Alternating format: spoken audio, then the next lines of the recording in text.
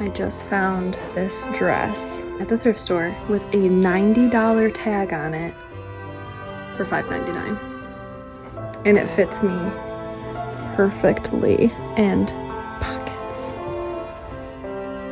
Alec found this painting. Oh my gosh, it's so cool. Little baby seahorses in the corner. Also picked up a very August looking bag. Very me.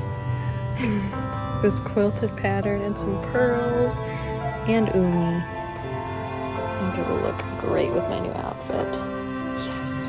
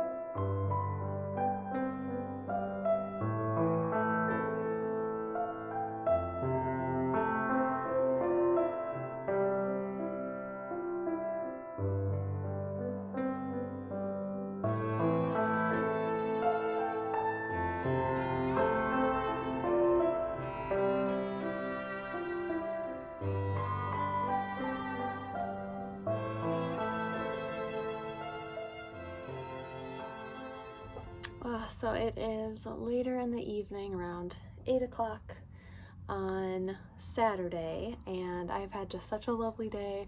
I'm wearing the dress, I cut the tags off, feeling really good. I had a really wonderful brunch with my mom, my dad, my partner, and my sister and her partner, which was awesome. Most of us are vaccinated, and we were able to go out and have brunch, and it was really lovely. We went back to my parents' house for some presents. My lovely sister gave me a gift, and it is so perfectly named. She told me about this book a few weeks ago and told me the plot, and she ended up gifting me a copy for my birthday, and that is The First, oh my gosh, look at that, The First Sister, look at that golden glow, by Lyndon A. Lewis.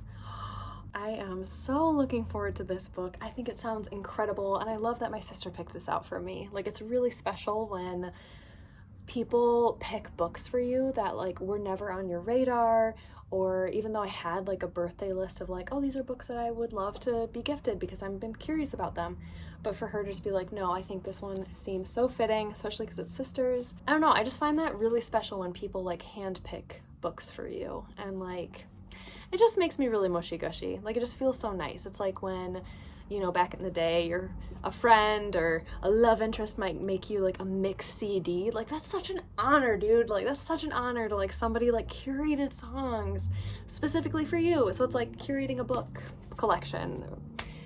I just think I'm geeking out. Okay, I'm stopping. And I don't think I talked about it yesterday, but I showed my partner and I had a really lovely picnic yesterday. It was so nice and sunny. It was really cold, but we sat by a lake and we got to read, and earlier in the day he had gifted me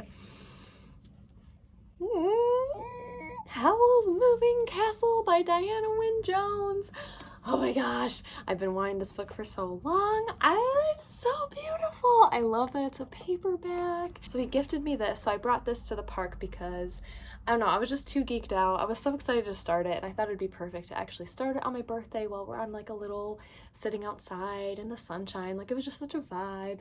So I picked this up, I brought it with me, and I started reading it. I got a chapter in. I love it. Like, compared to the movie, it's just really cool. I can see the intentional shots and details that are in the movie that, while they don't reference the scenes in this, like I can see where the inspiration came from. I don't know if that makes any sense, but it's just really cool. I'm really excited to dig more into this. It's so much fun. So I started reading this, but then it gets better. I didn't even know this, but he also gifted me the sequel to Howl's Moving Castle, which I didn't know was a thing. It's called The House of Many Ways, and it is a sequel to Howl's Moving Castle. They go together. Look at those covers together. He gifted both of these to me for my birthday. I'm just a happy girl. It's so nice. I'm so excited. Yeah, so those are, I got so many lovely books gifted to me for my birthday, and then I got I feel like a little bit out of control with these books. And then I got books that I ordered a while ago, and then I got a stack of books that I found while thrifting on my birthday. Y'all, this next book haul is gonna be huge. It's gonna be massive. Why do I do this? But I'm so excited. Like, I just feel like I look at my shelves now and I just feel so inspired by all the books, and I'm just so excited. Like, I'm not gonna know what to read next, obviously, once I finish Window on the Seine, which is so much fun right now. Like, it's a lot of fun. I need to talk about that. It is weird. It's a really interesting book. Like, the way it's written is so... Where is my copy anyway? I think it might be in the living room. Anywho's, this book is written very plainly. It is very much like, she did that, she did this, she then did that, she said this. Like, it's just straightforward linear narrative. There's no, like, there's nothing more to the story than what's being given to you. So it's very digestible, but we're following this main character named Anna, and she's Anna of Philadelphia. So she's from Philadelphia, and she's currently in Paris. She's living with this family. There's definitely a lot of dysfunction, but then all of a sudden she wakes up one night and her bed is shaking, and her like cabinet or armoire in front of her starts like moving towards her, and then she looks out the window and there's a man floating on his back past her window and like slips into the window below her, which is horrifying. So I'm like, dude, is this like magical realism? Like, what is this? This is so bizarre because it takes place in 1869. It's just a really weird book because I'm like, the magical realism ends up being this guy. Like, all of a sudden Anna wakes up one morning, she goes down to breakfast, and her lover's sister, who she's living with, is just like, hey, we're having a seance here tonight. Care to join? And she's like, sure, both my parents are dead. Like, let's do a seance. Like, it's just... So the guy who ended up, like, floating by her window ended up being this seance guy. But I'm getting really close to the end, and I just feel like that's just a one-off thing. Where it's like, oh my god, a levitating dude outside the window, and then, like, bad political things are happening between, like, the French and the Germans right now in Paris, and Paris is like a really politically turmoiled place right now, and there's I just like it though. I like how weird it is. I like that things aren't really being explained. I like how simple the language is. Like, it's just bizarre. I feel like nowadays writing is either like very purple prose or it's like very thriller, and we get backstories and we get like all this information, but this book is like, nah dude, that's just what happened. And I appreciate that. Like, and to that I say, like, kudos. I don't know, I'm just having a really interesting time with it. I do want to let you all know tomorrow, I'm really hoping I can get footage of this, but my partner is taking me horseback riding. It's so romantic, it's so cute. What a wonderful past 2 days it's been. Like, my heart is so full. I just feel so incredibly grateful for my family and my friends and my loved ones. Wow. Yeah, I'm gushing now, so I'm gonna go and enjoy the rest of my evening. Yay!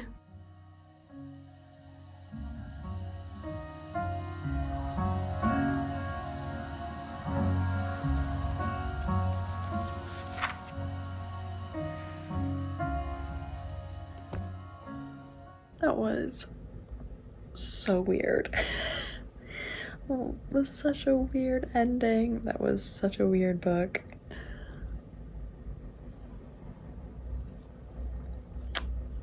I don't know what to think about it yet. I'll have to sit on it, but that was a very weird experience.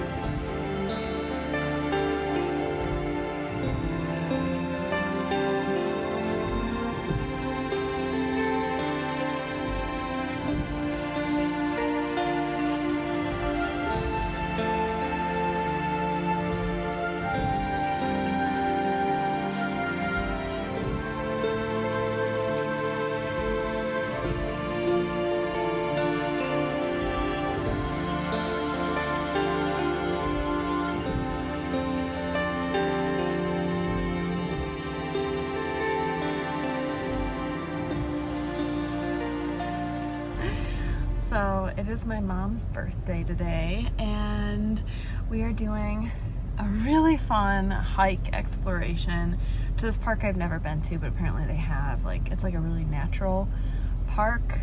I don't know if it's a state park or not. So I'm really excited. It's really pretty. It was about like a 40-minute drive to get here. Not too bad. It is raining. As you can probably tell from outside, it is cold. We just arrived to the park.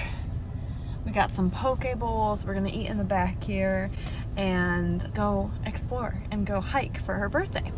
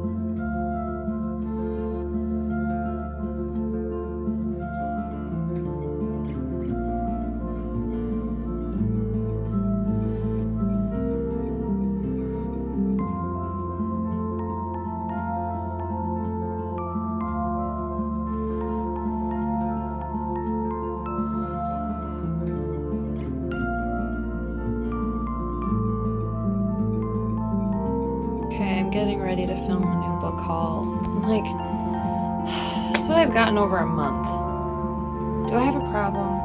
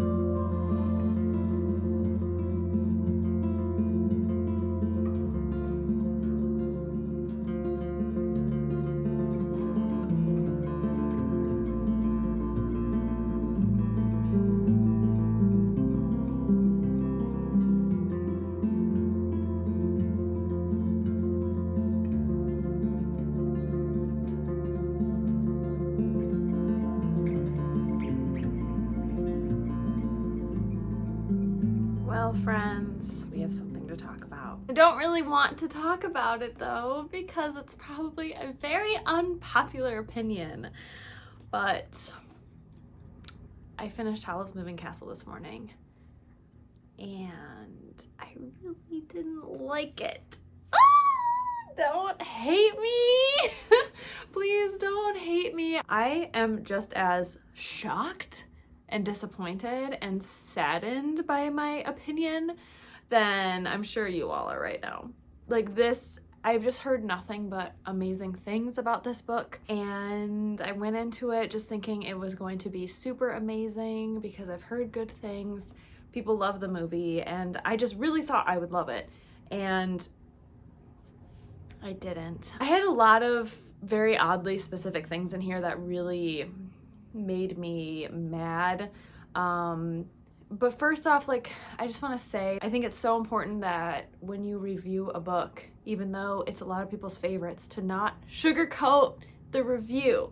Like, I think it's so important to continue to learn and understand what certain books work for me and why certain books just don't work for me. I feel like I am still not at the point as a reader where I know exactly what type of book I'm gonna like before I start it. So I think it's really important that we don't sugarcoat reviews, even though I wanted to love this book so much. I really thought I would, and I know so many people love it, and I just really don't want to hurt anyone's feelings, but also I need to be honest and say, like, I just really did not enjoy this book. So let's talk about it really quickly.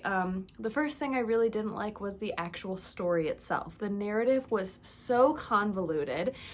The first, like, over 300 pages in this book felt really languid.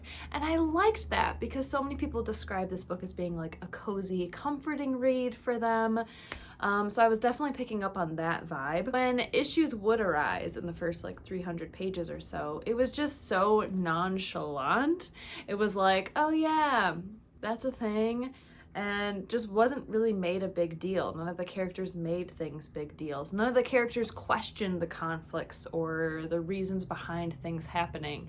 It was just like, that's what it is, that's just what's there. So for me as a reader, I was like, okay, then this problem is no big deal. Like, they'll move on. It just didn't feel urgent. There was no sense of urgency. There was no sense of conflict. And then the last like 20 pages, everything comes at a head, and like all these side characters that were there and all these side issues just all happen at the same time. And they make it seem like this plot has been boiling to the point of overflowing. But just there was no urgency. There was none of that throughout the entire book until like the very end. But then by the end, it just felt really confused. felt like the issues were incredibly watered down. Like it just didn't, the narrative itself just literally made no sense, and it was so confusing, and they didn't really take the time to flesh out the conflict or flesh out the issues. I don't know if any of this makes sense, but I just really didn't like the pacing of the book. I don't think that the actual narrative and the plot made sense. And then that's when me as a reader, I'm like, okay, well, it is a book for younger readers. It's supposed to be in like this magical realism, fantasy world, whatever. But I still think that's something to be said if like the actual plot itself just doesn't make sense. And maybe that's just how I am as a reader, is I analyze things a little bit more, and I don't really want to take characters and plots at face value. I want there to be something more, and if there's nothing more, then at least make the plot make sense. It just didn't for me. It just didn't work for me. I just also really did not like the writing. I thought the writing was incredibly boring. It was very flat. It was, she did that, she said this, he did that, he said that. Like, it was just what you're reading is what you get. I didn't find the writing magical. I know this book is supposed to be fantastical. There was no beautiful purple prose. It didn't feel magical. It didn't feel sparkly. Like, it was just really kind of bland. It was really bland writing. It made its point. It was very easy to read, but it wasn't very enjoyable. The last thing I want to talk about, though, and I don't know if this is a spoiler, but I honestly had no idea. Like, no one talks about this specific thing with Howl's Moving Castle. I feel like I've seen so many people talk about this freaking book, but they fail to ever mention this portion. And so for that, I want to say, why is it a spoiler? I didn't find it to be a spoiler. So if you really don't want to know, please go ahead, fast forward a little bit. But very randomly in this book, we are brought out of the reality of the book. And it threw me so much, and I was never able to like feel safe again in this world. But basically, in this fantastical world where magic is real and walking castles are a thing and fire demons are real, like all these things. Apparently Howl, our, main dude, is from our time in our universe. And he lives in like the modern world where there are cars and computers, and he brings Sophie into that world. And she is like, what's happening? I don't know what these things are. And apparently he lives in Wales. So he's a modern day dude who has a family, and the family doesn't really think very highly of him. So and it's never explained. It's never explained in the book that he's from like why is he from the modern world? And it just made me as a reader think, is this entire world that we've been reading from in Howl's head? Is he just LARPing right now? Like, is he just playing a huge game of Dungeons and Dragons and everything is a figment of his imagination? It made me question the reality of the story, and I don't like that unless it's really intentional and it's explained later. But literally, it's a thing that happens. It goes unexplained for the entire book. So I did not find this comforting. I didn't find it like a feel-good read. I got really bored. I got really frustrated. I don't understand what it was about Howl being from our world and modern day and having this technology and bringing Sophie into that world. There was nothing to gain from that. There was no part of the narrative that further explored or explained. It was completely unnecessary, and it took me out of the magicalness, the magic world that this is supposed to take place in, which I would have preferred to stay in. It felt confusing. It felt like completely unfinished, and I just really didn't enjoy it. So that was a lot. I think I brought up all the points I wanted to talk about, but I've been sitting on this for a while. I finished it this morning. I just didn't want to say anything. I didn't really want to talk about it. Like, I wish I could just say like, oh, it was cute, 4 stars, and moved on, but it honestly has really bothered me. So I think on Goodreads, I'm just gonna give this 3 stars, move on, and find another book to read and tell you about. And I hope that it's a little bit better. So those are my thoughts on Howl's Moving Castle. I would love to hear if you've read this. I'm just really curious now. I'm so sad that I didn't like it though. I'm so incredibly sad that I didn't like this, and it really breaks my heart, but not every book can be a 5-star, so that would be boring. Thank you so incredibly much for being here, for joining me for my lovely birthday vlog, and just, I appreciate you so much. It was honestly such an amazing long weekend, full of adventures, really good food, and yeah, like 2 3-star books in a row, which was very surprising. I really thought that during my birthday week especially, I'd be reading like 5-star, 5 stars, but that's just what happens sometimes, you know? Can't control it. Thank you all again so incredibly much for being here. I appreciate you. I hope you're doing really well, and I will see you all very soon. Stay cozy, my friends. Bye!